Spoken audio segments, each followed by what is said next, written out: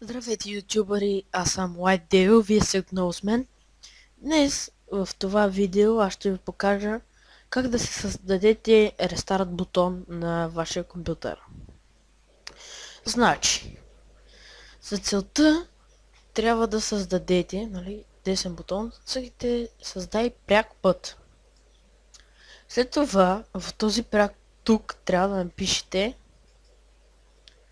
shutdown. Това трябва да го напишете.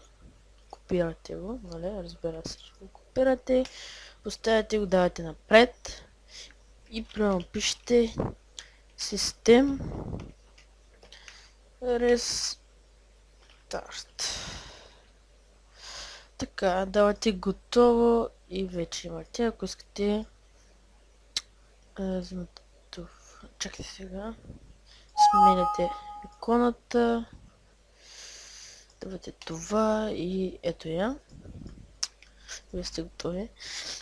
Само че това не го бях правил от много време, за това иска да пробвам нещо. Да. Така. Това е, което ви трябва. Ако съм ви бил полезен, харесайте, абонирайте се и продължавайте така да гледате моите видеоклипове. Благодаря ви много.